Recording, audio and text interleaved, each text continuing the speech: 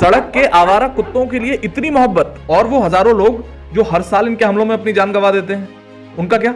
अरे वो क्या है ना कि लोग तो 150 करोड़ हैं, कुत्ते कम है ना, तो उनको प्रिजर्व करना ज्यादा जरूरी है। देखो, सुप्रीम कोर्ट ने सीधा सा ऑर्डर दिया कि सड़क के आवारा कुत्तों को हटाओ और वहां से हटाकर शेल्टर होम्स में डाल दो। ये तो नहीं कहा कि उन्हें गोली मार दो या जहर दे दो। अब कई डॉग प्रेमियों की पहली चिंता ये थी कि इतने सारे शेल्टर होम्स हैं कहां, और चिंता एकदम वैलिड है। तो भाई, अगर आपको उनके लिए इतनी ममता है तो उनके शेल्टर होम्स बनाने के लिए फंड रेज करो, जमीनें दो या शेल्टर होम्स बनवाओ, वहां सेवा करो उनकी। लेकिन ना, मैं तो कुत्तों को अपने घर के दरवाजे के आगे ही खाना खिलाऊंगा, फिर अपना गेट बंद कर लूंगा और छोड़ दूंगा उनको आते जाते लोगों पर भौंकने के लिए। जब वो औरतों बुजुर्गों की धोती खींच देते हैं, छोटे बच्चों को काट खाते हैं, ओहो हो, अच्छा लगता है मुझे, बहुत मजा आता है। अच्छा, इनके अलावा एक गैंग और है जो जब भी कुछ अच्छा होने जा रहा होता है एक अलग रोना शुरू कर देते हैं। अरे हमारे मासूम कुत्तों को डरा रहे हो, लेकिन वुमेन सेफ्टी का क्या, टेररिज्म का क्या, रोड सेफ्टी का क्या, ये अदालतें उन पर क्यों कुछ नहीं बोलती? तो भैया एक बात बताओ, जिस चीज का केस चल रहा होगा जज साहब फैसला उसी पर तो सुनाएंगे, इस सारे मामले लपेट देंगे।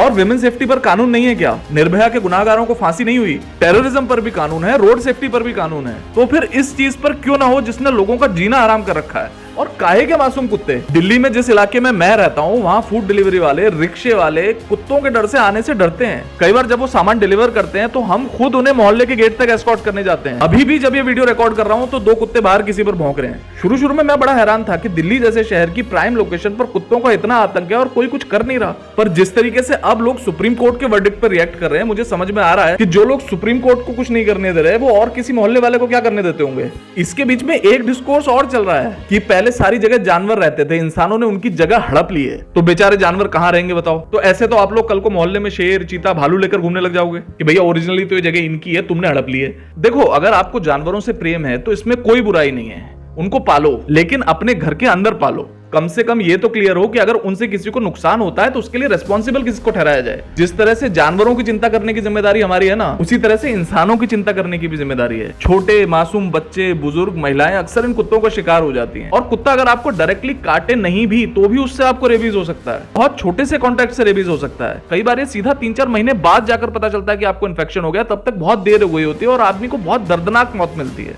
प्लीज थोड़ा रहम इंसानों पर भी करो।